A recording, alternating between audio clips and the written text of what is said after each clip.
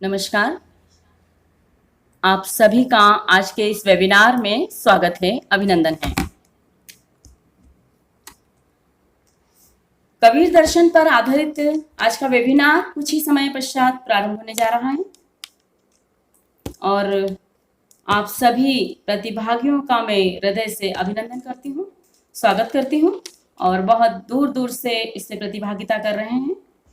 आदरणीय प्राचार्यगण हैं, शिक्षक हैं, प्रशिक्षणार्थी हैं, पंजाब से भी जुड़े हुए हैं, नॉर्वे से भी जुड़े हुए हैं। मैं आप सभी का हार्दिक अभिनंदन करती हूँ। कुछ ही समय पश्चात हमारी यह वेबिनार प्रारंभ होने जा रही है। शिक्षकों के समग्र व्यक्तित्व पर आधारित यह वेबिनार की एक श्रृंखलाबद्ध एक प्रयास है, जिसमें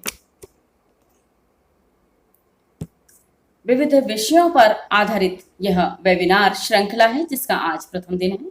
कुछ ही समय में हमारे अतिथिगण और मुख्य वक्ता इससे जुड़ने वाले हैं। मैं आप सभी का हृदय से अभिनंदन करती हूँ। जौनपुर से जुड़े हैं लोकमान्य तिलक महाविद्यालय से भी अनीता अग्रवाल जी मुझे दिखाई दे रहे हैं। अमित कुमार श्रीवास्तव जी दिखाई दे रहे हैं। सुरेश चंद्र शुक्ल जी दिखाई दे रहे हैं ओस्लो नॉर्वे से। आपका भी स्वागत है, अभिनंदन है। साहिल ग्रुप मुझे दिखाई दे रहा है।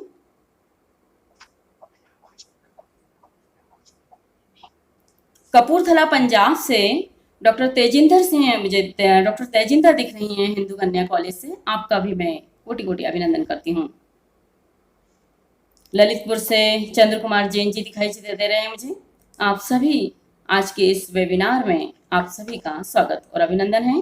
कुछ ही समय पश्चात हम ये वेबिनार को प्रारंभ करने जा रहे हैं। शिक्षक शिक्षा पर आधारित यह वेबिनार व्यक्तित्व विकास के लिए एक सार्थक सोपान तय होगी, ऐसी हम आशा करते हैं। रही हूँ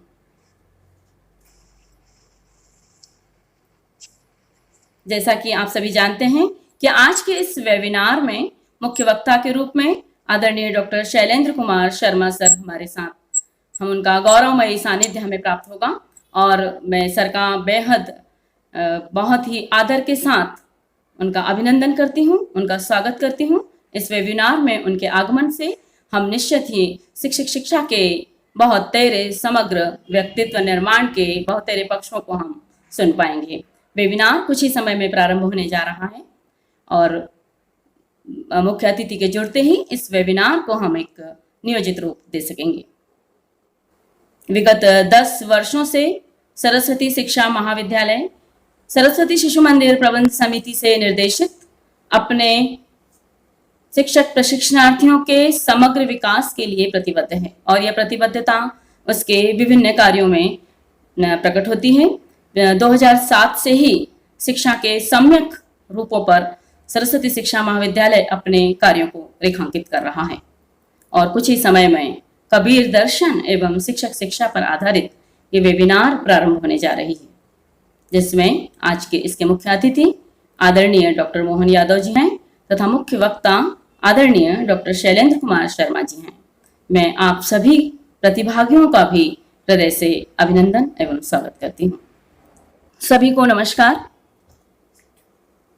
सरस्वती शिक्षा महाविद्यालय द्वारा आयोजित वेबिनार में मैं डॉक्टर पवित्रा शाह आप सबका स्वागत एवं अभिनंदन करती हूँ तथा इस वेबिनार को प्रारंभ करने के लिए मैं महाविद्यालय की प्राचार्य महोदया आदरणीय डॉक्टर श्रीमती स्मिता भवालकर मैडम से विनम्र अनुमति चाहूंगी।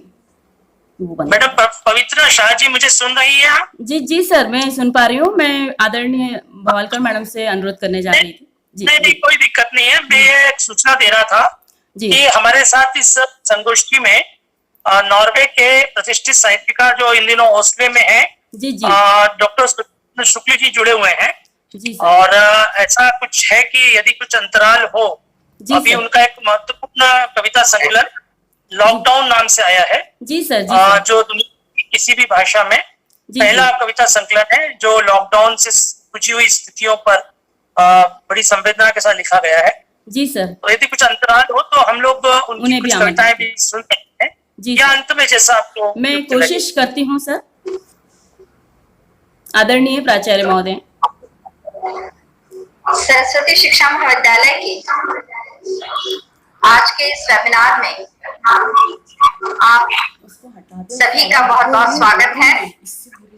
मुझे हार्दिक प्रसन्नता हो रही है कि पूरे देश से बहुत से विद्वान साथी, प्राध्यापकगण और शोधार्थी, विद्यार्थी सभी आज हमारे साथ आज के इस प्लेटफॉर्म पर एकत्र हुए हैं और मुझे बहुत प्रसन्नता हो रही है।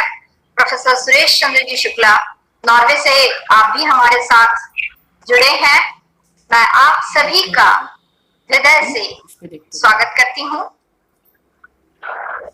सरस्वती शिक्षा महाविद्यालय उज्जैन में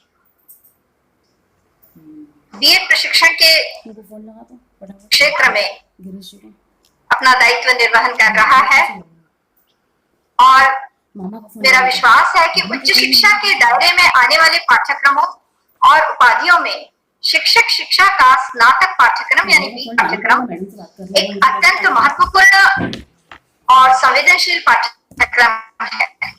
इस पाठ्यक्रम के माध्यम से हम मात्र विषय ज्ञान का अर्जन या कुछ तथ्यों का संग्रह या अवधारणाओं सिद्धांतों को सतही तौर पर सीखने का कार्य नहीं करते, बल्कि इस पाठ्यक्रम के माध्यम से एक समग्र और संवेदनशील व्यक्तित्व का निर्माण करना हम शिक्षक प्रशिक्षकों का, प्राध्यापकों का दायित्व होता है।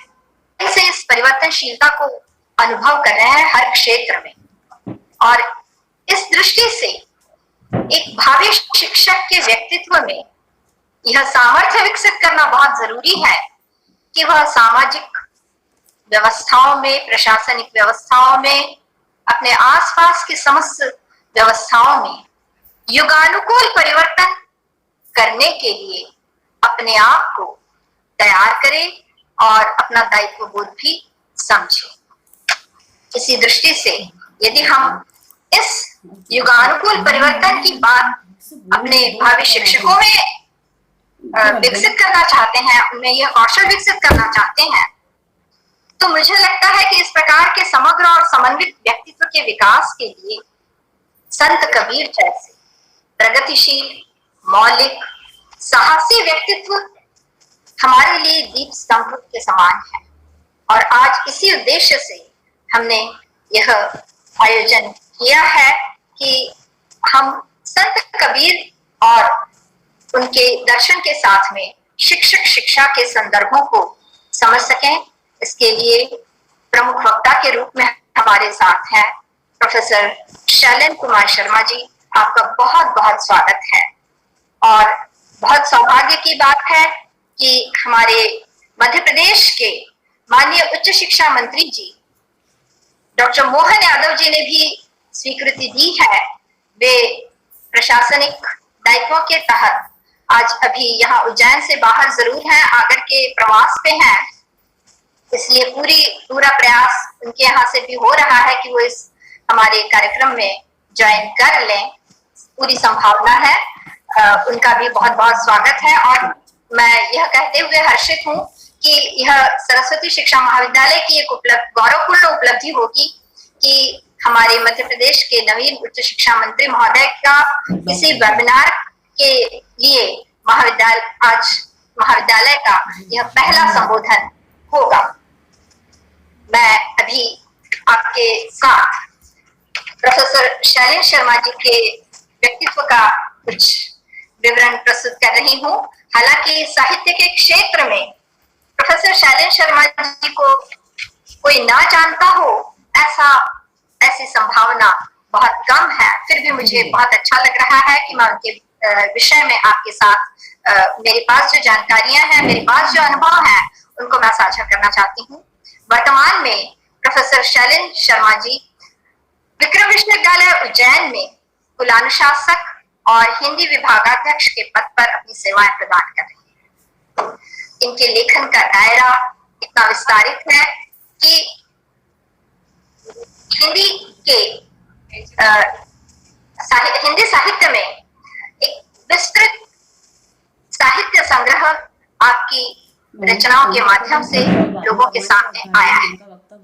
अनेक पुस्तकों का लेखन और संपादन आपने किया है और देश विदेश की महत्वपूर्ण उच्च निरंतर शिरकत करते रहते हैं। अनेक प्रतिष्ठित पुरस्कारों और सम्मानों से आपको निरंतर नवाजा जाता है और जब जब अखबारों में पढ़ती हूँ शैलेंद्र जी आपके किसी सम्मान की उपलब्धि का, तो मुझे बहुत व्यक्तिगत तौर पे मुझे बहुत हर्ष है। हमारे विश्वविद्यालय को एक बहुत उत्कृष्ट प्रतिनिधि के रूप में आप यह सम्मान अर्जित करते हैं। आपके उसके महत्वपूर्ण भागीदार है। आपका बहुत बहुत स्वागत है। मुझे लगता है हम लोग हमारे मंत्री महोदय के लिए प्रतीक्षा कर रहे हैं, जो हम सब शामिल हो चुके हैं, तो हम अपना अगला कार्यक्रम भी शुरू के बीच में जैसे ही मंत्री महोदय आएंगे हम उनका स्वागत आप लोग दिख रहे हैं, प्रवीण जोशी जी, तेजिंदर जी, बहुत सारे नाम मुझे यहाँ दिख रहे हैं। परिचय सबसे नहीं है, लेकिन हाँ प्रोफेसर शुक्ला जी से परिचय था। त्रिवेणी संग्रहालय के कार्यक्रम में हम लोगों ने सहभागिता की थी, मुझे याद आया है। आप सभी का हृदय से सरस्वती शिक्षा महाविद्यालय के इस प्लेटफॉर्म पर हार्दिक स्वागत है। परिता जी प्लीज आप आगे।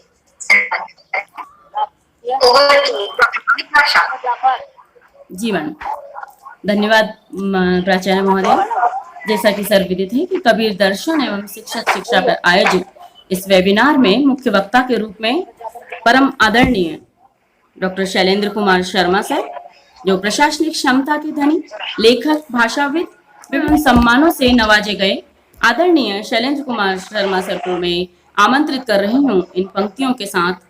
सब धरती कागज करूं, लेखनी सब बन राय, सात समुद्र की मसी करूं, गुरु गुण लिखा न जाए। आदरणीय डॉक्टर शैलेंद्र शर्मा सर को मुख्य वक्ता के रूप में मैं आमंत्रित करती हूँ, जिससे हमें एक मार्गदर्शन मिलेगा।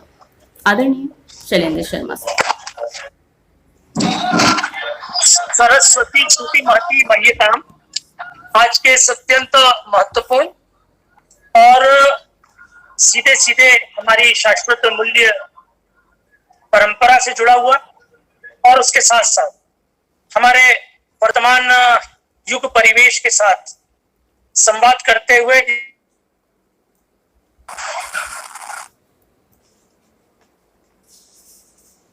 जो अनेकानेक माध्यमों से शिक्षा, साहित्य, संस्कृति के सरोकारों के साथ गहरी रुचिशीलता के साथ और एक श्रेष्ठ शिक्षाविद के रूप में और एक श्रेष्ठ समाज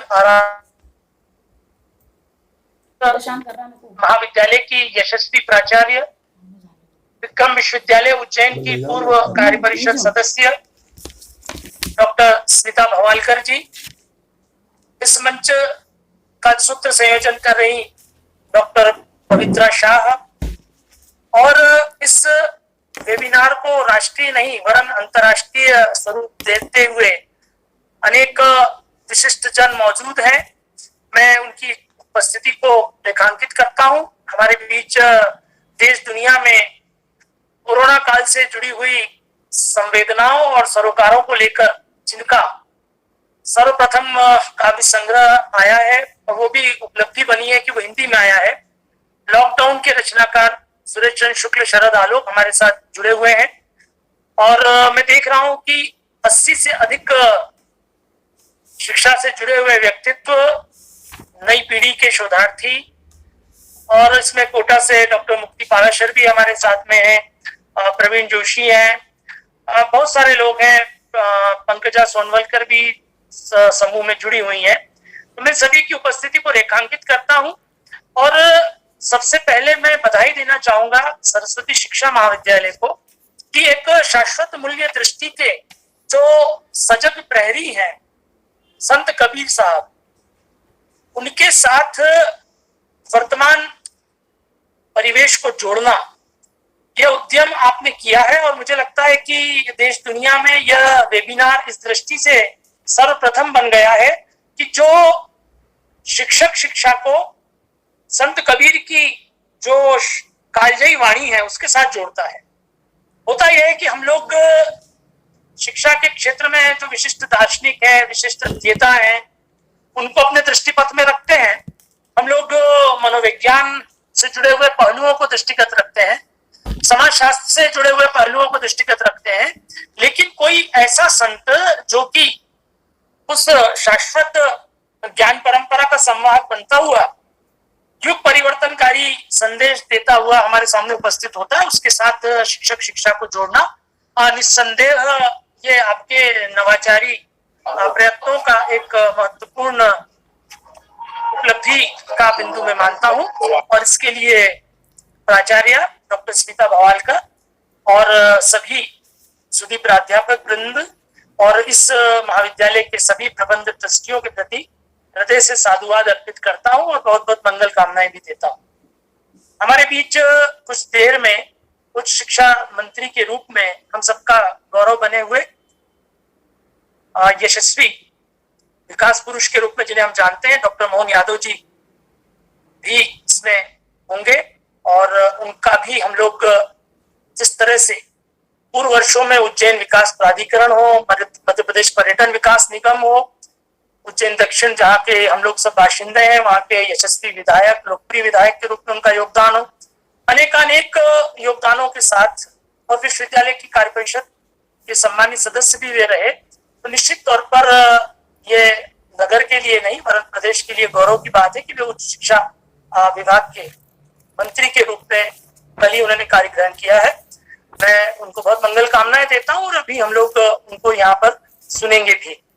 यहाँ पर जो एक महत्वपूर्ण विषय आपने पटल के सम्मुख रखा है उससे जुड़े हुए बिंदुओं पर मैं अपनी बात कहूं, मैं ये कहना चाहूंगा कि यदि अंत में या जब भी संभव हो कुछ समय रहेगा हमारे पास, हम चाहेंगे कि सुरेश चंद्र शुक्ल शरद आलोक जी जो कि ओस्लो नॉर्वे से हमारे साथ जुड़े हुए हैं, वे लॉकडाउन की कुछ चुनिंदा जो हिंदी कविताएं हैं उनको प्रस्तुत करेंगे, क्योंकि वो हमारे जीवन का यथार्थ है जो हम लोग लगभग मार्च अंत से लगातार अनुभव जिसका हम लोग कर रहे हैं। तो उसके बहुत सुंदर शब्द चित्र जो कि एक रचनाकार कर सकता है अपनी ओर से वो किया है। मैं सर्वप्रथम ये देखना हम सभी के लिए महत्व का होगा कि कबीर दर्शन के स्रोत क्या हैं, क्योंकि जब हम लोग शिक्षक शिक्षा की बात करते हैं तो निश्चित तौर पर कबीर दर्शन के ऐसे कौन से उपादान हैं जो शिक्षक शिक्षा की दृष्टि से न सिर्फ महत्वपूर्ण है वरन आने वाले समय में उनका किस तरह से सम्यक रूप में और समावेशी रूप में उनका प्रयोग हो सकता है, उन मान बिंदुओं की हम लोग तलाश करें। यहाँ यह देखना हम सबके लिए महत्वपूर्ण होगा कि यदि दार्शनिक स्रोतों के आधार पर या चिंतन परंपरा के स्रोतों के आधार पर कबीर दर्शन की हम लोग बात करें तो कबीर की सबसे बड़ी ताकत यह है कि उन्होंने सुदूर अतीत से चली आ रही हमारी तत्व मीमांसा को अंगीकार किया, हमारी शाश्वत जो मूल्य दृष्टि थी उसको अंगीकार किया और जो हमारा सदियों से चला आ रहा जीवन को देखने का जो दृष्टिकोण है उसको अंगीकार किया। उनके यहाँ पर हमें उपनिषदों से लेकर के और उनके अपने दौर तक जो वैष्णव भक्ति आंदोलन जिस तरह से इस देश को एक सूत्र में बांध रहा था, इन सबके स्वर मिले हुए हैं और एक तरह से उनकी गूंज या अनुगूंज ही उनकी वाणी में नहीं है, वरन जहां कहीं उन्हें अवसर मिलता है वे उस पर अपनी ओर से न सिर्फ हस्तक्षेप करते हैं वरन अपनी ओर से कुछ नई अवधारणाओं को भी प्रस्तुत करते हैं। ये कबीर की विशेषता है कि उन्होंने पूर्ववर्ती परंपरा को न सिर्फ आत्मसात किया वरन जब कभी उन्हें आवश्यकता लगी उन्होंने उस पर हस्तक्षेप भी किया और उसे नवाविष्कृत करते हुए आने वाली पीढ़ियों को दिया। यही कारण है कि 600 वर्षों का ये जो समय है कबीर के बाद का, ऐसा लगता नहीं कि आज भी कबीर का वक्त नहीं है। कबीर आज भी वाणी के माध्यम से, आज भी अपनी रचनाओं के माध्यम से और अपने संदेशों के माध्यम से हम सब के जीवन का पाथेय बने हुए हैं।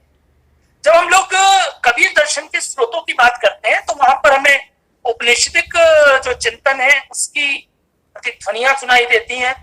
वहां पर हमें वेदांत और योग दर्शन की जो शब्दावली है और उसके जिस प्रकार के भी मुकम्मल रूप उनके अपने समय तक आए थे उनकी अनुभूंज हमें सुनाई देती है।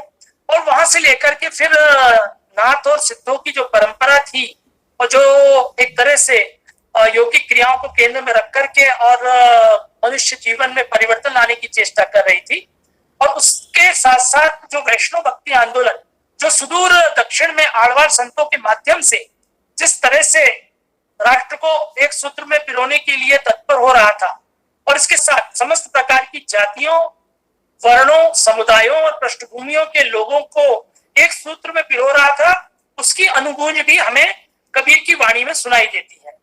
और कबीर के बारे में जैसा कि आप सभी जानते हैं कि भक्ति द्राविण उपजी लाए रामानंद, तो वो जो भक्ति तत्व वहां से विस्तार पाता हुआ उत्तर भारत में आता है, तो नामदेव जो है जो मध्य में उपस्थित है महाराष्ट्र के, वे एक तरह से दक्षिण उत्तर के मध्य सेतु बनाते हैं। और इसीलिए कबीर जो है वो नामदेव की महिमा को अपने कविता के माध्यम से दर्ज भी करते हैं। तो तात्पर्य यह है कि कबीर को याद करना एक तरह से भारत की राष्ट्रीय भावात्मक और सांस्कृतिक एकता के साथ जुड़ना है। वह जो एक यात्रा कबीर के साथ चलते हुए हम लोग करते हैं तो निस्संदेह बहुत सारे ऐसे निष्कर्षों तक हम पहुंच जाते हैं कि जिसका उपयोग हम लोग शिक्षक शिक्षा में कर सकते हैं, और मैं तो कहूंगा कि समस्त प्रकार की शिक्षा में कर सकते हैं। लोक शिक्षण में भी उसका उपयोग हो सकता है और शिक्षक शिक्षा में भी उसका उपयोग हो सकता है। ये कबीर की सबसे बड़ी ताकत है कि उन्होंने शिक्षा का जो प्रादर्श हमारे सामने प्रस्तुत किया है वह निस्संदेह समस्त प्रकार की शिक्षा में, वह पूर्व प्राथमिक हो सकती है, वो प्राथमिक हो सकती है, और वहां से लेकर के विश्वविद्यालयीन और उसके आगे अनुसंधान स्तर का भी कार्य हो सकता है।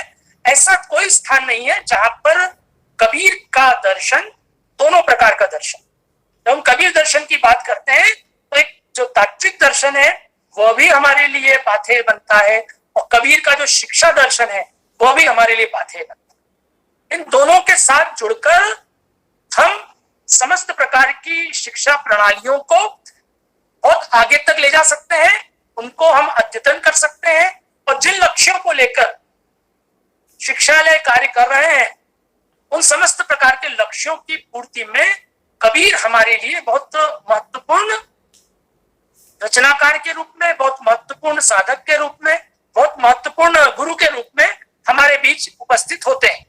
क्योंकि कबीर की जो उपस्थिति है वो अब एक सदगुरु के रूप में परिवर्तित हो चुकी है, और भारतीय जनमानस पर इतना गहरा प्रभाव है कि कबीर अब सदगुरु के रूप में स्थान स्थान पर वे प्रेरणा के पाथेय बनते हैं, और लोक जीवन में भी इतना सुंदर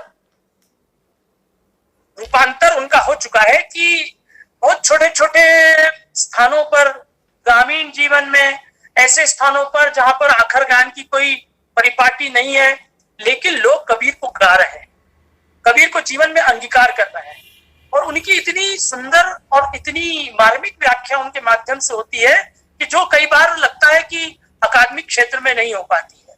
वो इसलिए क्योंकि कबीर का अनुभव और उनका लोक समुदाय के लोगों का अनुभव जुड़ता है।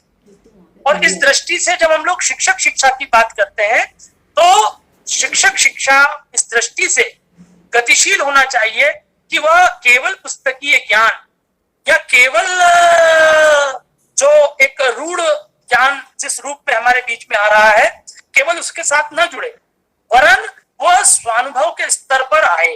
जब तक ज्ञान स्वानुभव का विषय नहीं बनेगा तब तक शिक्षा की कोई सार्थकता नहीं होगी। यह संदेश कबीर का संदेश है, और कबीर की जो दृष्टि है वो हमारी शिक्षा प्रणाली में किस तरह से योगदान दे सकती है, तो उसके 3 महत्वपूर्ण सूत्र स्वयं कबीर के यहाँ मिलते हैं। जब कबीर से पूछा जाता है कि आपकी दृष्टि क्या है और आपकी दृष्टि का विकास कौन करता है। तो हमारे यहाँ ये माना जाता है कि जो दर्शन है वो सामान्य अर्थ में तो देखना है, लेकिन उस दर्शन की बहुत सूक्ष्म और बहुत ही गहरी मीमांसा हमारे दार्शनिकों ने की है। दर्शन का सामान्य तो तात्पर्य वह है कि दृष्टिते अनेन इति दर्शनम, अर्थात जिसके द्वारा देखा जाए वो दर्शन है। या दर्शन का मतलब हम आपका दर्शन कर रहे हैं, यानी हम आपको देख रहे हैं, तो देखने के अर्थ में है। पर यहाँ पर जब एक विशिष्ट परिवेश में वो दर्शन जाता है तब जिसके द्वारा देखा जाए, और जिसके द्वारा देखा जाए तो वो क्या है, तो वो हमारा आत्मा है। वह आत्मा जब इस जगत के तात्पर्य को सम्यक प्रकार से देखने की स्थिति में आ जाता है, वही दर्शन है। जो चक्षु के द्वारा देखे जाने वाला जो क्रियाकलाप है उसकी सीमा है, लेकिन इन से पीछे चले जाएं और यदि ज्ञान चक्षु के माध्यम से हम देखें तो वह दर्शन सच्चा है, और वह ऐसा दर्शन है कि जिसको कर लेने के बाद फिर किसी और प्रकार के देखने की अभिलाषा नहीं बचती। इस तात्पर्य में दर्शन आत्म साक्षात्कार है, साक्षात अपरोक्षानुभूति है, प्रत्यक्ष प्रत्यक्षानुभूति है, जो हम आंखों से देख रहे हैं, जो कि अजय कबीरा तो राम ही कहानी हो रे। यदि काशी में मैं अपना अंतिम समय बिताऊंगा तो फिर राम की ओर कौन देखेगा? उस परम सत्ता के साथ जो मेरा संवाद हो रहा है वो संवाद ही तो मेरे लिए महत्वपूर्ण है। क्या काशी वास करने से यदि मुझे मोक्ष मिल जाए और मैं राम से विमुख हो जाऊं, उस परम सत्ता से परे हो जाऊं, तो यह उचित नहीं होगा। इसीलिए वे अपना स्थान बदल लेते हैं। कहे कबीर सुनो रे संतो भ्रम परिजिन कोई, जस काशी तस मगहर ऊसर हृदय राम सती। अरे मगहर में और काशी में कोई अंतर नहीं रहेगा यदि आपका हृदय सच्चा है, यदि आत्म साक्षात्कार के माध्यम से आपका तादात्म्य उस परम सत्ता के साथ हो चुका है, जिसका सहज नाम जो है राम है। उस राम नाम का यदि तात्पर्य हमारे जीवन में आ गया है तो फिर काशी और जो ऊसर क्षेत्र है, मगहर क्षेत्र है, उसका कोई अंतराल नहीं रहेगा। तो कबीर जो है वे हमारी सीमित संकीर्ण जो ज्ञान दृष्टि है उस पर चोट पहुंचाते। जो हम लोग वैकुंठ की चर्चा करते हैं, वैकुंठ का वर्णन करते हैं, हम लोग काशी में प्राण त्यागने के लिए अंतिम समय में वहां पर वास करने की बात करते हैं, लेकिन क्या हमने जीवन के तात्पर्य को समझा है? तब कबीर की ये जो दृष्टि है यह हमारी समस्त प्रकार की शिक्षा प्रणाली में उपयोगी है। जो अलग अलग पृष्ठभूमि के विद्यार्थी हम तक आते हैं, उन लोगों की अपनी कुछ रूढ़ मान्यताएं, कुछ विशिष्ट विश्वास, कुछ विशेष प्रकार की जीवन शैली जब वे लेकर के आते हैं, तब हमें सबको समदृष्टि से ही नहीं देखना है। समदृष्टि तो शिक्षक का पहला दायित्व है। उसका अगला महत्वपूर्ण दायित्व यह बनता है कि वह कबीर की तरह उस सामान्य लोक दृष्टि से ऊपर उठा दे। और यदि इसमें शिक्षक शिक्षा अपनी सार्थक भूमिका निभाएगी तो निस्संदेह उसका जो मूल उद्देश्य है उसकी पूर्ति में वह कामयाब होगी। तो मैं अभी यही कह रहा था कि कबीर के साथ जुड़ना यानी लोक शिक्षा के नए सरोकारों से जुड़ना है, और शिक्षक शिक्षा के सरोकारों से तो जुड़ना ही है, क्योंकि जिन शिक्षकों को आप शिक्षित करते हैं इस महाविद्यालय के माध्यम से, निस्संदेह उनके साथ जुड़कर आपका दायित्व और बढ़ जाता है, क्योंकि आपको उन लोगों के जीवन में रूपांतरण लाना है जो उनके द्वारा शिक्षित होंगे। तो यह जो एक सतत ज्ञान परंपरा है उसके साथ जुड़ना, कबीर के साथ जुड़ना है। कबीर का जो तात्विक दर्शन है वह सुदूर अतीत से चले आ रहे हैं वेदांत दर्शन के साथ तो जुड़ता ही है, जिसमें कहा गया ब्रह्म सत्यम जगन मिथ्या जीवो ब्रह्मैव नापरा, और यह संकेत दे दिया गया कि जो ब्रह्म है वही आत्यंतिक रूप में सत्य है और यह जगत मिथ्या है। अब यहाँ फिर प्रश्न खड़ा होता है कि जगत जो कि ठोस और वास्तविक रूप में हम सबके अनुभव में आ रहा है, उसको अवास्तविक कैसे कहें, उसको हम मिथ्या कैसे कहें? तो स्वयं शंकराचार्य जब इन सारे प्रश्नों से जूझते हैं तब उनको ये कल्पना करनी होती है कि एक जगत की व्यावहारिक सत्ता है और एक जगत की पारमार्थिक सत्ता है। कबीर का जो दर्शन है वो एक तरफ उस निर्गुणी, अनिर्वचनीय, निर्गुण, निराकार रूप में ब्रह्म को मानने का दर्शन है, लेकिन कबीर केवल वही नहीं ठहरते। ये कबीर की सबसे बड़ी ताकत है। और कबीर ही क्या, मैं तो कहूंगा कि मध्यकालीन संतों की सबसे बड़ी ताकत है कि वे उस शाश्वत दार्शनिक परंपरा के साथ जुड़ते तो हैं, लेकिन जब उन्हें लगता है कि इससे परे भी हमको सोचना है, इससे परे भी हमको चलना है, तब वे उस दिशा में गतिशील होते हैं। अतः कबीर का जो दर्शन है वो वेदांतिक जो सूत्र हैं उनके साथ तो जुड़ता ही है, और जब आगे वह गतिशीलता पाता है तब वह वैष्णव भक्ति का जो दर्शन है उसके साथ जुड़ता है, जिसमें यह जगत भी उतना ही ठोस और वास्तविक है जैसा ब्रह्म है। अतः भक्ति जो है परम पुरुषार्थ रूपा हमारे बीच में अवतरित होती है, जो अमृत स्वरूपा है और जिसको प्राप्त कर लेने के बाद फिर किसी और प्रकार के लक्ष्य की आवश्यकता नहीं रहती।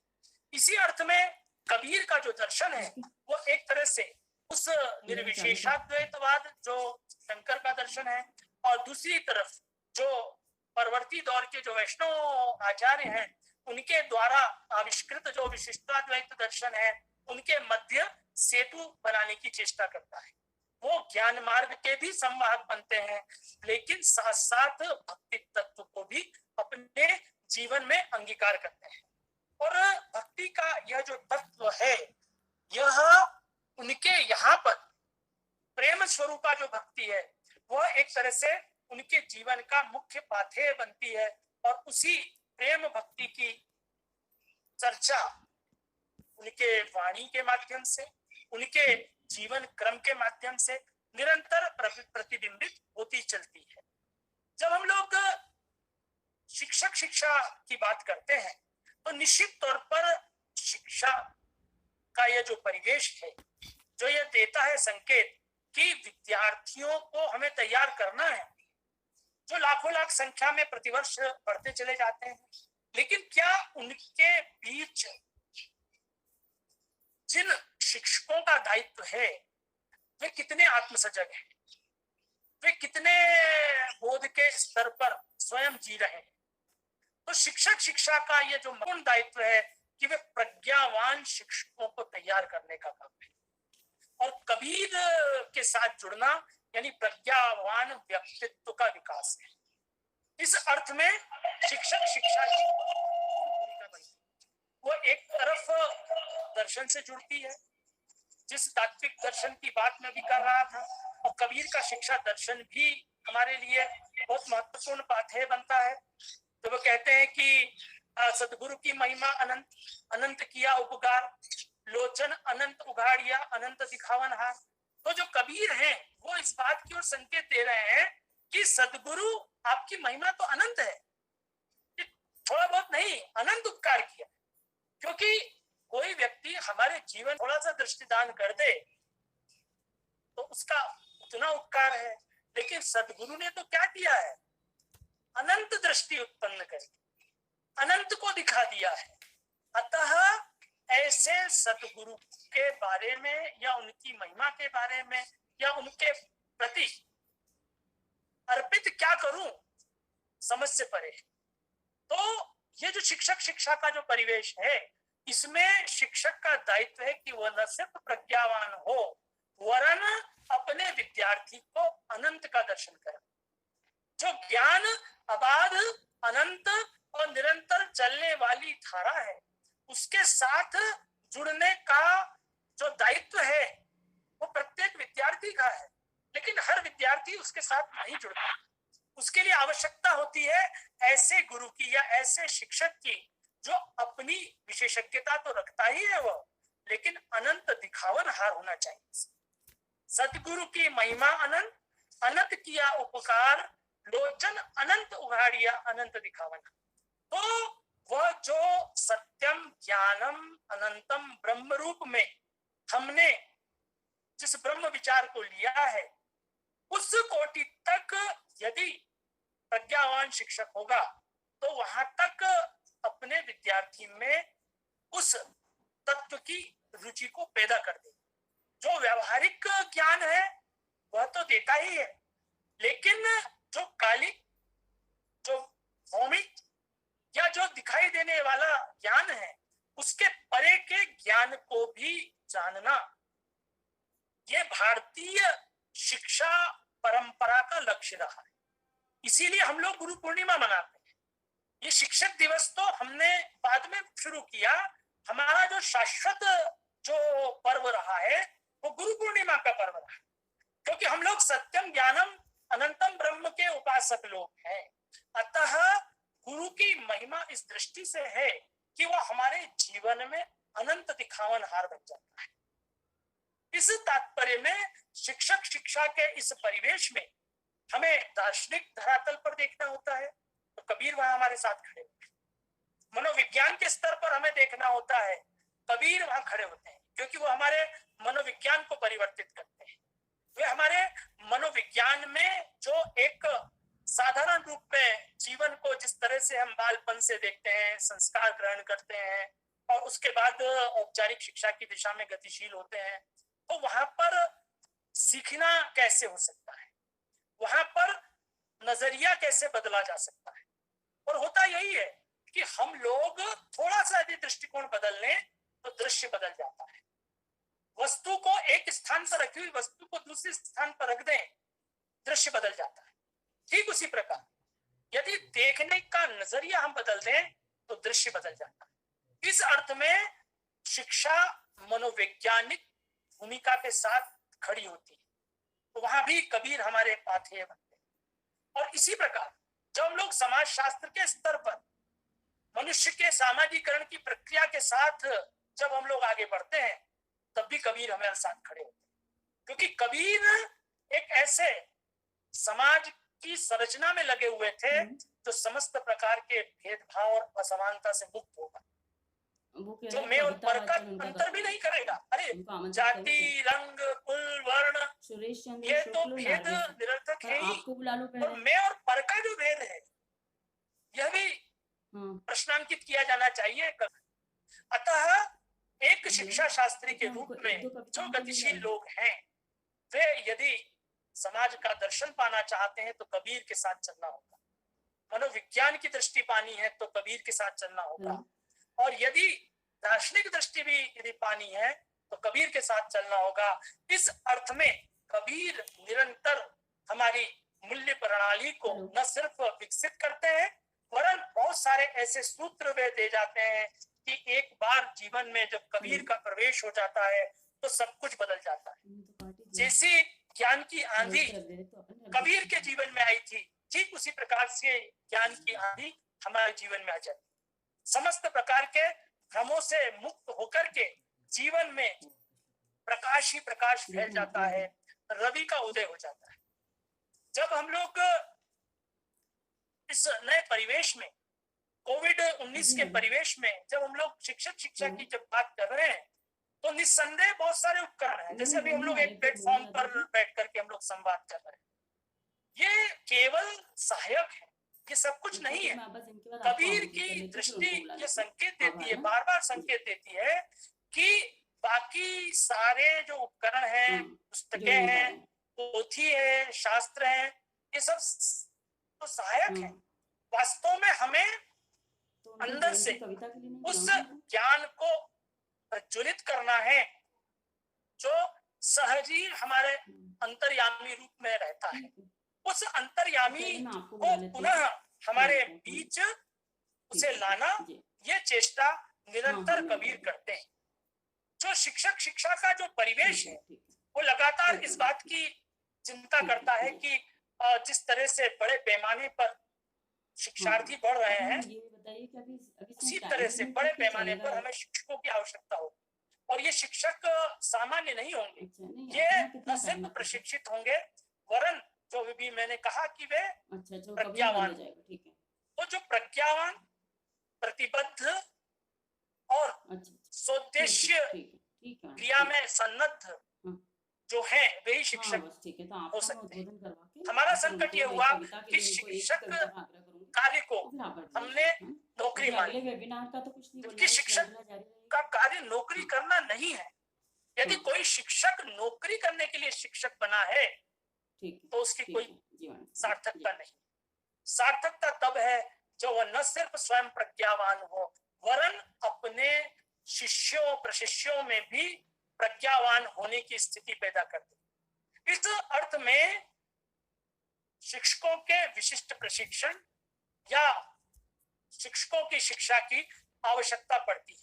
और जब से इसे हमने मानव अधिकार का अंग बनाया, जब से हमने इसे मूलभूत अधिकारों के एक महत्वपूर्ण तत्व के रूप में इसको स्थान दिया, तब से यह जरूरी हो गया है कि शिक्षक शिक्षा से जुड़े हुए तमाम सरोकारों को लेकर के हम लोग चिंतनशील हों। और यहाँ आकर के कबीर फिर से हमारे साथ खड़े हो जाते हैं। कबीर का जो संदर्भ है वो इस रूप में है कि शिक्षक शिक्षा में इस बात पर बल दिया जाता है कि हम जो धरातलीय यथार्थ है उसको जाने। वास्तव में जिनको हम पढ़ा रहे हैं वो किन पृष्ठभूमियों से आए हैं, वे किस प्रकार का जीवन संचालन करते हैं और किन आवश्यकताओं के लिए वे ज्ञानार्जन के लिए आए हैं। तो इस ठोस धरातली यथार्थ को जानना किसी भी शिक्षक के लिए पहला दायित्व बनता है। दूसरा जो महत्वपूर्ण दायित्व उसका ये बनता है कि वो स्वाध्याय की दिशा में प्रवृत्त हो। ये जो स्वाध्याय है दोनों तरह से होता है, शास्त्र का भी अध्ययन करना और स्व का भी अध्ययन करना। कितने शिक्षक हैं जो शास्त्राध्ययन के साथ साथ स्व का अध्ययन करते हैं। यदि स्व का अध्ययन करने लगेंगे शिक्षक तो निस्संदेह हमारी दृष्टि बदल जाएगी, और दृष्टि बदल जाएगी तो ये सृष्टि बदल जाएगी, और उसका प्रतिबिंबन हमारे शिक्षार्थियों के जीवन में एक नए प्रकार के ज्ञान के साथ जुड़ने का सिद्ध होगा, और वह हमारा जो संपूर्ण कर्म है वह सार्थकता पाएगा। तीसरा जो महत्वपूर्ण सूत्र है वो है शिक्षक और छात्र के मध्य के संबंध को पहचानना और उनके बीच निरंतर संवाद कायम करना। डॉक्टर द्वारका हरदिनिया महाराजा शाश्वत गुरु परंपरा है, गुरु शिष्य परंपरा है। डॉक्टर द्वारका हरदिनिया गुरु शिष्य का संबंध है और गुरु शिष्य के बीच अविराम संवाद है, और संवाद जो है वो हमेशा लाभदायी होता रहा है। अरे जब शिव जी को भी आवश्यकता पड़ती है कि मेरे द्वारा अर्जित ज्ञान संक्रमित होना है तो पार्वती को शिष्य बनाते हैं। जब ब्रह्मा जी को आवश्यकता पड़ती है अपने ज्ञान को आगे बढ़ाने के लिए तो वो सरस्वती के माध्यम से आगे बढ़ा रहे हैं। तो ये जो ज्ञानार्जन को जब तक उसका विस्तार नहीं होगा, जब तक वो नए लोगों के हाथों में नहीं जाएगा, तब तक गुरु का कर्म पूर्ण नहीं होता। इस अर्थ में हमें शिक्षक शिक्षा के सरोकारों में निरंतर शिक्षक और छात्र के संबंधों पर और उनके बीच के संवाद को और अधिक से अधिक मजबूती देने की आवश्यकता होगी। और यहाँ फिर हमें कबीर याद आते हैं। कबीर बार बार साधु संगति की बात करते हैं, कबीर बार बार गुरु के प्रसाद की चर्चा करते हैं। और इसके साथ साथ हमें यह भी देखना है कि केवल संवाद न हो वरन शिष्य के द्वारा किए गए जो प्रश्न हैं, जो सवाल हैं, वो एक तरह से हमारे होने की सार्थकता है। यदि शिष्य सवाल नहीं करता है, यदि कोई विद्यार्थी सवाल नहीं करता है, इसका मतलब यह है कि हमने उसके अंदर ज्ञान की ज्योति प्रज्वलित नहीं की। तो यह जो सवाल जवाब की अविराम श्रृंखला है, कबीर फिर हमारे साथ खड़े होते हैं। तो शिक्षा शिक्षण के जो पहलू हैं उन सबके बीच कबीर जो है वो निरंतर हमारे साथ खड़े होते हुए दिखाई देते हैं। कबीर का यह सामर्थ्य है कि जब कभी हमें जीवन में सहज बनना हो तो हमें कबीर के साथ चलना चाहिए। जब कभी हमें शैक्षिक परिवेश में कुछ नवाचार लाने हो तो हमें कबीर के साथ खड़ा होना। इसीलिए कबीर की शर्त है कि केवल प्रज्ञावान शिक्षक से काम नहीं चलेगा, शिष्य को भी प्रज्ञावान बनना होगा। अगर दोनों प्रज्ञावान नहीं है तो कुछ इस प्रकार की गति होती है जैसा हम अपने जीवन में देखते हैं या जैसा कबीर ने देखा होगा 600 साल पहले। वे कहते हैं, जाका गुरु है आंधरा, चेला खरा निरंध, अंधे अंधा ठेलिया, दोनों कूप पर। दोनों एक दूसरे को कूप में ले जाते हैं। यदि शिष्य भी अंधा है और गुरु तो दिख ही रहा है कि जाका गुरु है आंधरा, चेला खरा निरंध, अंधे अंधा ठेलिया, दोनों कूप पर। तो ज्ञान की जो अबाध परंपरा है वह अबाध और निरंतर बनी रहे, उसके लिए आवश्यक यह है कि दोनों प्रज्ञावान, गुरु भी प्रज्ञावान हो और जो शिष्य है वह भी प्रज्ञावान। और अगर प्रज्ञावान नहीं है तो यह गुरु का दायित्व है कि वह उसे प्रज्ञावान बनाए। तब जाकर के यह जो वृत्त है, शिक्षक से विद्यार्थी और विद्यार्थी से शिक्षक का है, यह जो एक संपूर्ण परिवृत्त बनता है, यह तभी जाकर के घटित होगा और तभी समाज में यह रूपांतरित होगा। क्योंकि जो श्रेष्ठ शिक्षा है वह केवल व्यक्ति का निर्माण नहीं करती है, वो समाज का निर्माण करती है। यदि समाज विकृति का शिकार है, इसका मतलब है कि शिक्षा विकृति का शिकार है। यदि स्वस्थ समाज है, इसका मतलब है कि वहां की शिक्षा स्वस्थ है। अतः इस समीकरण को पारस्परिकता में देखना होगा। लोग कहते हैं कि समाज बिगड़ा इसलिए शिक्षा बिगड़ी। मेरा मानना है कि तो परस्पर पूरक है। शिक्षा यदि स्वस्थ होगी तो समाज तो स्वस्थ होगा ही। इस तात्पर्य में शिक्षा का यह जो दायित्व बनता है कि वह सवाल खड़े करे। कबीर का दर्शन सवाल खड़े करने वाला दर्शन है और उनका जवाब भी बहुत विनम्रता के साथ कबीर देते हैं। सवाल भी खड़े करते हैं और अत्यंत विनम्र और उदार हृदय से सबके प्रति प्रेम का भाव रखते हुए उन सवालों के जवाब भी देते हैं। ऐसा नहीं है कि कबीर जो है वो केवल सवाल खड़े करने वाले संत हैं।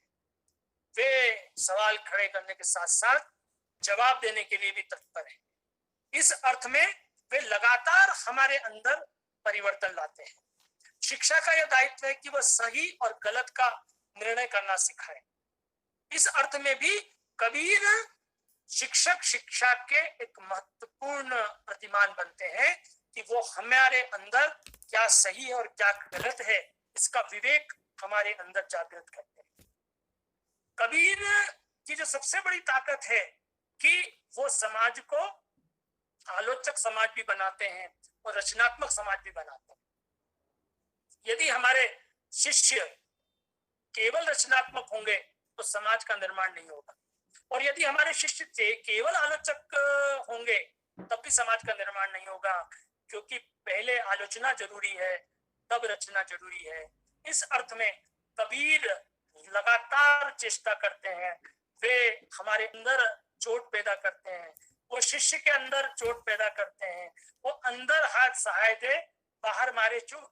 इस रूप में अरे घट का निर्माण करना है तो क्या केवल चोट ही चोट मारते जाएंगे और या केवल सहारा देते जाएंगे? घट का निर्माण नहीं होगा। ये समाज, ये संसार, ये जगत, ये जो घट है, इसकी निर्मिति में हमें सहाय भी देना है और चोट भी देना है। एक श्रेष्ठ शिक्षक वह है जो अंदर से इस समाज को सहारा देता है और बाहर मारे चोट, तब जाकर के खोट निकल सकती है। तो कबीर के साथ खड़े होने का मतलब है एक आलोचक समाज का निर्माण करना और आलोचक समाज के साथ साथ एक रचनात्मक समाज का निर्माण करना, और दोनों परस्पर पूरक रूप में कबीर की वाणी के माध्यम से प्रकट होते हैं। अब चारित्रिक विकास की दृष्टि से देखें तो हमारे यहाँ शील को, चारित्र को सर्वोपरि महिमा मिली हुई। हमारे जैनाचार्यों ने भी इस बात को कहा है कि कोई व्यक्ति न्याय का, तमाम प्रकार के व्याकरण का, भाषा शास्त्र का विशेषज्ञ हो जाए और अगर चारित्र्य न हो तो क्या होगा, वो आचरणीय नहीं होगा, वह आचार्य नहीं बन पाएगा। तो इस तात्पर्य में जो चरित्र निर्माण है, जो कि शिक्षा का एक महत्वपूर्ण ध्येय है, कबीर हमें वहां भी ले जाते हैं। और कबीर के द्वारा रोपित जो शिक्षा दर्शन है वह हमें इन सारी दिशाओं में बहुत महत्वपूर्ण संकेत देता है, बहुत महत्वपूर्ण सूत्र देता है। और अंतिम और महत्वपूर्ण बात यह कि कबीर जो है वो सदैव समता मूलक समाज की निर्मिति के लिए हमें राह दिखाते हैं। शिक्षा का यह दायित्व है, शिक्षालयों का यह दायित्व है कि वह समस्त प्रकार के भेदों से परे हमारे अपने विद्यार्थियों को दे। यदि कोई शिक्षक वस्त्र के आधार पर किसी शिष्य को, अगर कोई गुरु धर्म, जाति, कुल, वर्ण आदि आदि आदि रंग आदि के आधार पर अंतर करता है तो वह शिक्षक कहलाने का अधिकारी नहीं। कबीर की दृष्टि समता मूलक समाज के साथ जुड़ने की दृष्टि है। अतः शिक्षक शिक्षा के परिवेश में जब हम लोग शिक्षा के सार्वजनिकरण की बात कर रहे हैं, उसके लोकव्यापीकरण की हम बात कर रहे हैं, शिक्षा में हम लोग गुणवत्ता वृद्धि के साथ साथ समानता की आधारशिला रखने की बात कर रहे हैं, जब हम लोग चरित्र निर्माण की दृष्टि से शिक्षा की बात कर रहे हैं, तो पग पग पर कबीर का दर्शन हम सभी के लिए पाथेय बनता है। वह हमारे व्यक्तित्व का रूपांतरण करता है। कबीर हमें अंदर बाहर सब तरफ से बदल देते हैं। इसलिए कबीर न सिर्फ शैक्षिक परिवेश में वरन सामाजिक, सांस्कृतिक, आर्थिक, राजनीतिक हर क्षेत्र में वो नई दिशा का दान करते हुए दिखाई देते हैं। वो हमारा नजरिया बदलते हैं। तो आइए कबीर के साथ जुड़ते हुए नजरिए को बदलें, तो ये दुनिया तो बदल ही जाएगी। आप सभी ने सुना, बहुत बहुत धन्यवाद।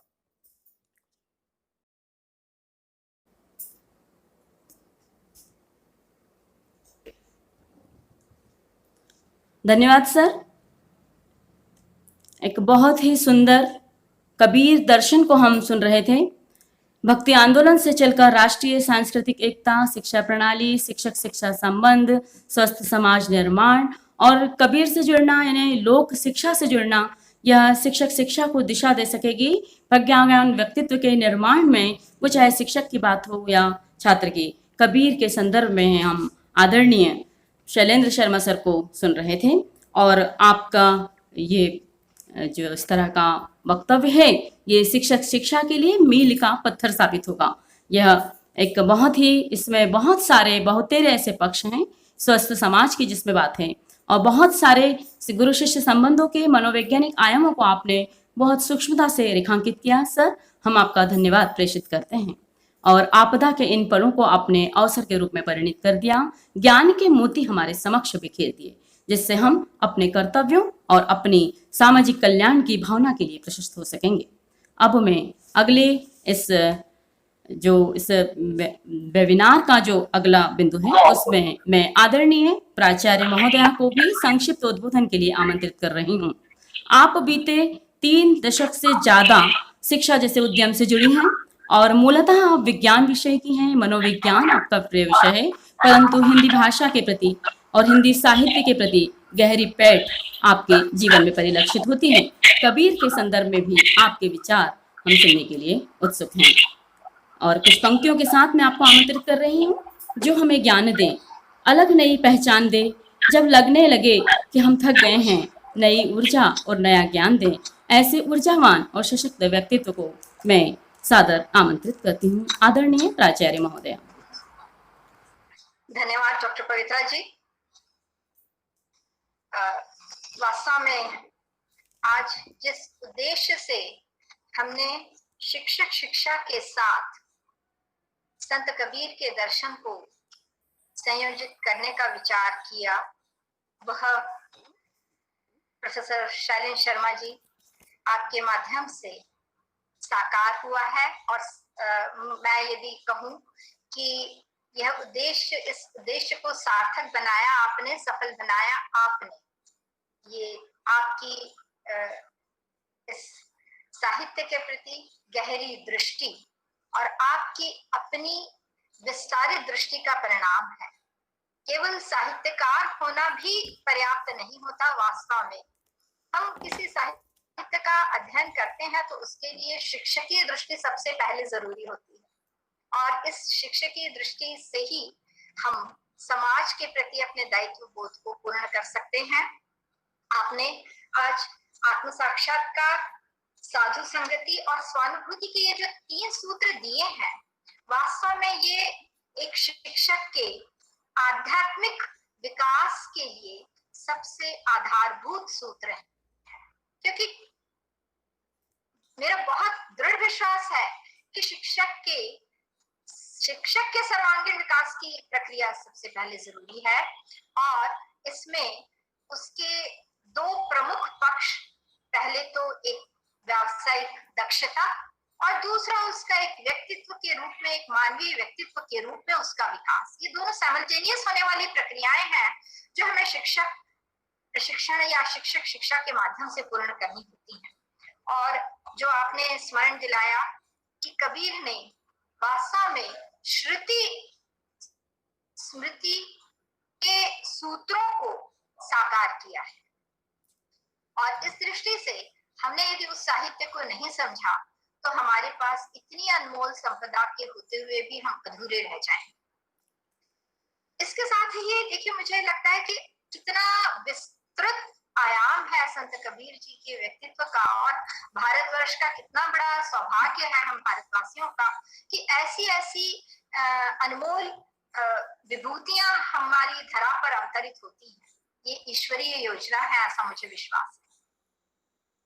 ऐसे में संत कबीर को हम केवल भजनों में या दोहों में समझें तो ये अपर्याप्त, हमारी अधूरी दृष्टि है। और इसलिए जैसे आपने कहा कि संत कबीर का दर्शन, उनके दोहों का विस्तार, ना केवल आध्यात्मिक दृष्टि, और जो आपने कहा कि दृष्टि बदलेगी तो सृष्टि बदलेगी। शिक्षक का दायित्व है सृष्टि का निर्माण करना, और इसलिए वास्तव में दृष्टि और सृष्टि के संयोजन के लिए कबीर से अधिक सशक्त और सार्थक आधार हमें नहीं मिल सकता है। और इसकी एक बहुत सुंदर उदाहरण मुझे हमेशा लगता है कि कबीर का या हमारी जितनी विभूतियां रही हैं उनकी समझ कितनी विस्तृत थी अपने आसपास के पर्यावरण के प्रति, अपने समस्त ब्रह्मांड के प्रति। वे लोग केवल एक दृष्टि से नहीं समझते थे। सर, आपने तो बहुत सारे दोहों का बहुत उल्लेख भी किया है, विस्तार से भी किया है। छोटा सा जो दोहा है संत कबीर का, कबीरा नन्हे भई रहो जैसी नन्ही दूब, सबे घास जल जाएगी दूब खूब की खूब। मुझे ये दोहा इतना अच्छा लगता है जब मैं पारिस्थितिकी की एक प्रक्रिया को, इकोलॉजी एंड एनवायरनमेंट की बहुत महत्वपूर्ण प्रक्रिया है संपूर्ण पर्यावरण के संरक्षण में, उसको हम सीरेशन कहते हैं। तो उसमें ये कहा गया है सीरेशन में कि अलग जब जैसे कोई किसी एक एरिया में, लैंड एरिया में यदि सारी वनस्पतियां जल जाती हैं तो सबसे पहले जो उसके बाद उगती है वो दूब ही उगती है। तो धूप के उस नन्हे से तिनके ने, धूप ने अपने आप को सुरक्षित रखा है, और ये कितना बड़ा उनकी पकड़ थी परिस्थिति के, अपने पर्यावरण के सारी वैज्ञानिक सूक्ष्मता को समझने की। ये संकेत हमें इस दोहे से मिलता है, ऐसा मुझे लगता है। और इस तरह से आपने कबीर के जो बहुश्रुत होने का भी उल्लेख किया। वास्तव में विद्यार्थी को बहुश्रुत बनाने के लिए शिक्षक का सबसे पहले बहुश्रुत होना जरूरी है। हम केवल पुस्तकीय ज्ञान पर अपने आप को केंद्रित सीमित करके नैरो माइंडेडनेस के साथ नहीं चलते हैं। यह आज अपने हमें सबको बताया है, और इन्हीं तत्वों को लेकर सरस्वती शिक्षा महाविद्यालय सदैव अपने प्रशिक्षणार्थियों में एक विस्तारित दृष्टि देने का प्रयास करता है। उस प्रयास को आपने संबल प्रदान किया है, और बहुत बड़ा सशक्त आपके माध्यम से आधार फिर मिला है हमारे विचारों को, ये हमारा सौभाग्य है। मैं वास्तव में बहुत सारे श्रोता जुड़े हैं अभी ये सारी हमारी इस प्रतिभागिता में, वो निश्चित तौर पे लाभान्वित हुए होंगे। मैं इसी के साथ अभी डॉक्टर पवित्रा शाह को आगे का सूत्र सौंपती हूँ। डॉक्टर पवित्रा शाह। धन्यवाद महोदया। हमारे साथ लगभग 100 से अधिक प्रतिभागी इस वेबिनार से जुड़े हैं और अत्यंत ही गर्व का विषय है कि सुरेश चंद्र शुक्ल ओस्लो नॉर्वे से भी जुड़े हैं, जिन्होंने लॉकडाउन नाम की एक पुस्तक भी इस दिनों में विमोचित की है, जिनकी हुई है, जिसे सोशल मीडिया पर देखा जा सकता है। मैं आदरणीय सुरेश चंद्र शुक्ल जी से निवेदन करूंगी कि क्योंकि समय की बाध्यता है, आप अपनी एक कविता की प्रस्तुति हमारे मध्य उसे कर दें। आदरणीय सुरेश चंद्र शुक्ल जी, ओस्लो नॉर्वे से। बहुत बहुत धन्यवाद। ये हमारे समूह शुक्ला जी, हमारे समूह में आपके कई पुराने जो है परिचित लोग हैं जो पूछते रहते हैं कि शुक्ला जी कब आ रहे हैं, तो मैंने आज बता दिया कि आ गए हैं शुक्ला जी। जी जी जी जी जी, बहुत अच्छा जी।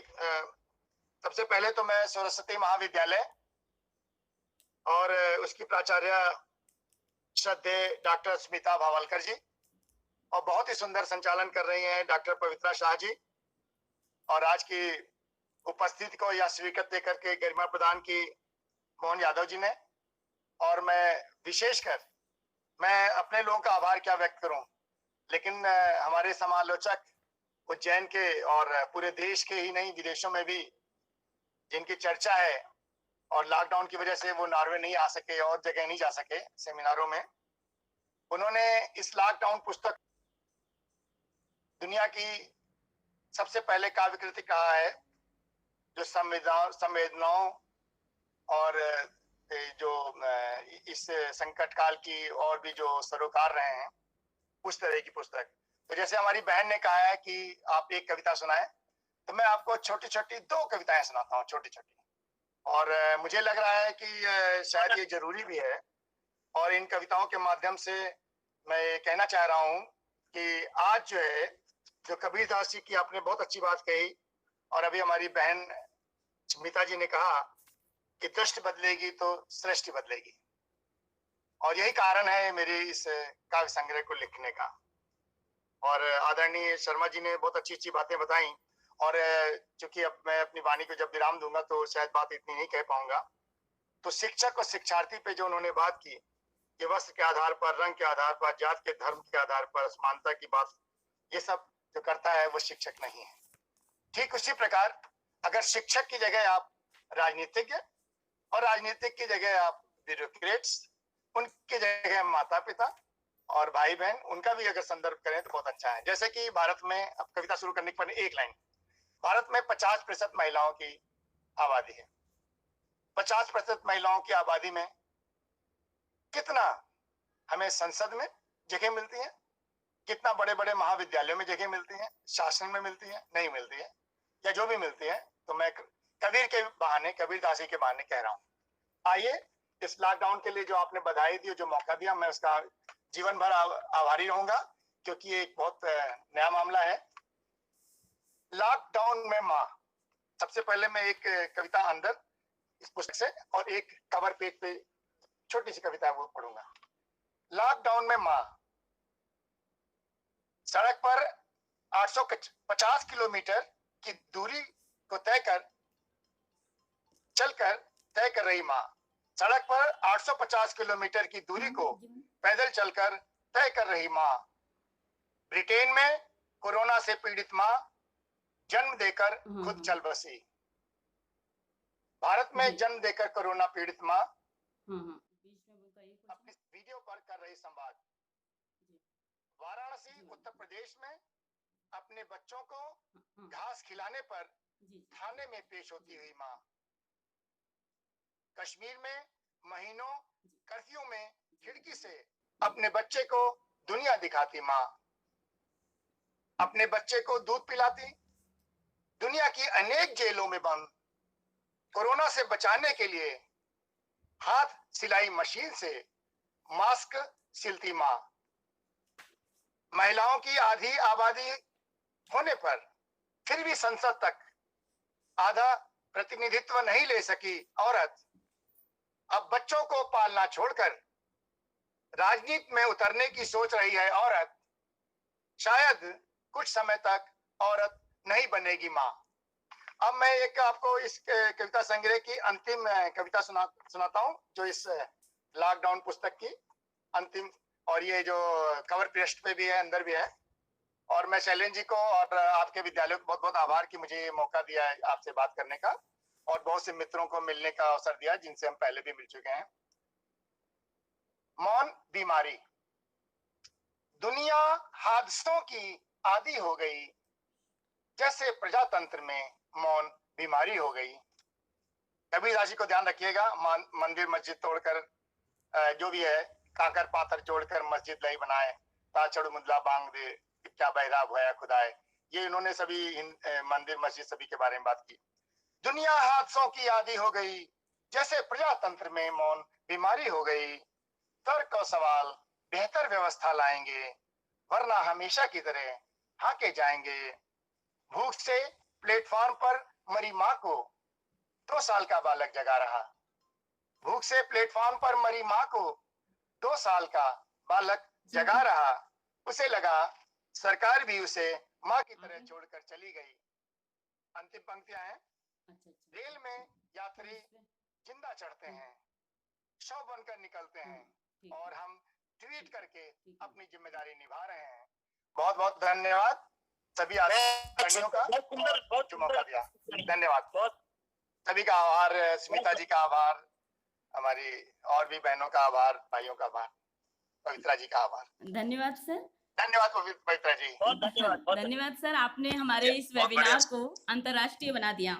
लॉकडाउन के समय की स्थितियों को रेखांकित करती है। आपकी कविताएं बहुत सुंदर हैं और बहुत ही सत्य को रेखांकित करती हैं। बहुत बहुत धन्यवाद आदरणीय सुरेश चंद्र शुक्ल जी। अब मैं हमारे पास आज के मुख्य अतिथि आदरणीय डॉक्टर मोहन यादव जी का जो रिकॉर्डेड मैसेज हमारे पास आ रहा है, जिसे हम अभी सुनाया जाएगा। मैं डॉक्टर मोहन यादव आपको अपने अच्छे कार्यक्रम की शुरुआत के लिए शुभकामना देता हूँ, मंगल कामना देता हूँ। और खास करके कबीरदास जी को लेकर के वो आपने जो आयोजन किया है, कबीरदास जी एक ऐसे अद्भुत व्यक्तित्व है जिनके जीवन से सदैव हर कदम कदम पे समाज को प्रेरणा मिली है। शुद्ध मानवतावादी रास्ते पर समाज को ले जाने का प्रयास किया है। यहाँ तक कि समाज में प्रेरणा देने के लिए उन्होंने अपना सर्वस्व करने का भी आह्वान किया है। जो हीरा खड़ा बाजार में लपटी हाथ, जो घर भूखे आप ना चले हमारे साथ, ये उनका अपना दर्शन है। आज के समय में ऐसे हमारे अपने समाज के लिए जो दे सकते हैं सर्वस्व करने के भाव के साथ हम मानवता की रक्षा करें। मेरी अपनी ओर से शुभकामना। आभार। अंतिम हम सोपान, वेबिनार के इस अंतिम सोपान में हम पहुंच रहे हैं और बहुत सारे हमारे प्रतिभागियों ने इसमें आज अपनी उपस्थिति यहाँ पर दर्ज कराई है। मैं सभी का सर्वप्रथम आभार व्यक्त करती हूँ और साथ ही मैं आभारी हूँ परम आदरणीय श्रद्धेय डॉक्टर शैलेंद्र कुमार शर्मा सर का, जिन्होंने मुख्य वक्ता के रूप में इस वेबिनार को सफल बनाया है। साथ ही साथ आपके इस जिस वेबिनार में आपने अपने ज्ञान की गंगा को उलीच दिया है, वैसे अगर ये कहा जाए तो आजकल जब इस आपदा के इस समय में आप एक विराट व्यक्तित्व के धनी व्यक्तित्व लगते हैं। क्यों? क्योंकि न केवल आप कबीर पर अपनी सम्यक वाणी से हमें ज्ञानार्जन की प्रक्रिया में डाल रहे हैं, बल्कि मराठी साहित्य, जामनी साहित्य और अनेक ऐसे विषय जो मैं लगातार वेबिनार में आपको सुन रही हूँ। तो सर, इतने बड़े व्यक्तित्व ने हमें सरस्वती शिक्षा महाविद्यालय के लिए अपना एक अमूल्य समय दिया। मैं आपका हृदय से कोटि कोटि आभार प्रदर्शन करती हूँ और साथ ही मैं सरस्वती शिशु मंदिर प्रबंध समिति का भी आभार व्यक्त करना चाहूँगी कि जिन्होंने हमें समय समय पर प्रोत्साहन दिया, जिससे हम इस वेबिनार को सफल बना सके। मैं आदरणीय आज के मुख्य अतिथि मोहन यादव जी के प्रति भी आभार प्रदर्शन व्यक्त करती हूँ कि उन्होंने हमारे सरस्वती शिक्षा महाविद्यालय के कार्यों को रेखांकित किया। और साथ ही साथ मैं महाविद्यालय की प्राचार्य का भी, डॉक्टर श्रीमती स्मिता भवालकर मैडम का भी आभार व्यक्त करना चाहूँगी कि आपके सतत निर्देशन से हम यह वेबिनार संचालित कर सके हैं और साथ ही इस वेबिनार से जुड़ी आयोजक समिति, संयोजक समिति तथा जिनके प्रत्यक्ष एवं अप्रत्यक्ष सहयोग से यह वेबिनार संपन्न हो सका। मैं तकनीकी सहायक श्री गिरीश शर्मा जी एवं सुदर्शन जी का भी आभार व्यक्त करती हूँ, जिनके सहयोग से यह वेबिनार संचालित नहीं हो सकता था। विशिष्ट अतिथि के रूप में आदरणीय सुरेश चंद्र शुक्ल जी का भी मैं हृदय से आभारी हूँ, जिन्होंने लॉकडाउन, सर मैंने उनकी पूरी रचना को भी, उनका पूरा फेसबुक पर पूरा देखा है और उस पुस्तक के बारे में मैं काफ़ी कुछ जानती हूँ। मैं क्षमा चाहती हूँ आदरणीय सुरेश चंद्र शुक्ल जी का भी मैं हृदय से आभारी हूँ, जिन्होंने हमारे इस वेबिनार को अंतर्राष्ट्रीय स्थिति तक पहुँचाया है। सर आपका भी बहुत बहुत धन्यवाद, आभार। और साथ ही मैं सभी प्रतिभागियों का भी हृदय से धन्यवाद प्रेषित करती हूँ, आभार मानती हूँ। और साथ ही हम जो हमारे वेबिनार की श्रृंखला है वो जारी रहेगी। श्रद्धेय स्मिता जी को और पवित्रा जी को क्षमा करें, मैंने कहा कि एक ही लाइन कहनी है। स्मिता जी को, पवित्रा जी को और सभी श्रद्धेय लोगों को, शैलेंद्र शर्मा जी को मैं आभार और धन्यवाद कि मुझे इस कार्यक्रम में आने का अवसर मिला और कविताओं को पढ़ने का मौका मिला। सर हमें भी अवसर प्राप्त हुआ है और हम आगे आने वाले समय में हम इस पुनः अवसर को प्राप्त करना चाहेंगे। हम सभी के लिए सर आज के, यदि कभी कभी जैसे कहते हैं या लगातार आजकल कहा भी जा रहा है कि आपदा को अवसर में बदलना है हमारे लिए, ये एक चुनौती है। वास्तव में तकनीकी प्रबंधन हम शिक्षकों के लिए कुछ हद तक चुनौती इसलिए कि हम सब उसमें दक्ष नहीं होते। अभी तक हम आमने सामने पढ़ाने के माध्यम से अपने विद्यार्थियों को संबोधित करते रहे या हम इस तरह से अपना संप्रेषण करते रहे, लेकिन अब धीरे धीरे हम इन तकनीकी दक्षताओं को भी अर्जित करते जा रहे हैं और कुछ तकनीकी सहयोग के लिए युवा पीढ़ी हमारे साथ है। सबसे बड़ी बात है कि युवा पीढ़ी हमको साथ दे रही है और आज इस डिजिटल प्लेटफॉर्म पे हम सब एकत्र हुए देश भर से और विदेश से। आपने हमारे गोष्ठी को, इस संवाद को अंतर्राष्ट्रीय स्तर प्रदान किया, ये एक सुखद संयोग है। और मैं आज जो कुछ हम सब सुन पाए हैं या हमने पाया है उसके लिए मैं माँ सरस्वती को धन्यवाद, अपनी कृतज्ञता ज्ञापित करती हूँ कि ऐसे सुधीजन हमारे साथ हैं और हमारे साथ स्नेह संबंध सदैव बने रहें, यह मेरी ईश्वर से कामना है। आप सबका बहुत बहुत आभार। फिर हम कभी जरूर मिलेंगे अगले वेबिनार के लिए, फिर से हम जरूर आप सभी को आमंत्रित करेंगे। सभी का धन्यवाद। पुनः वेबिनार की श्रृंखला महाविद्यालय में जारी है और पुनः हम आपको सुन सकें, इसके लिए हम सबके कल्याण के लिए मैं आरोग्य मंत्र के साथ इस सत्र का समापन करना चाहती हूँ। सर्वे भवन्तु सुखिनः, सर्वे सन्तु निरामयाः, सर्वे भद्राणि पश्यन्तु, मा कश्चित् दुःखभाग् भवेत्। ओम शांति शांति शांति। भारत माता की जय। भारत माता की जय। निश्चित। इसके साथ ही हम इस वेबिनार को समाप्त कर रहे हैं। सभी ने इसमें प्रतिभागिता की, इसके लिए कोटि कोटि धन्यवाद।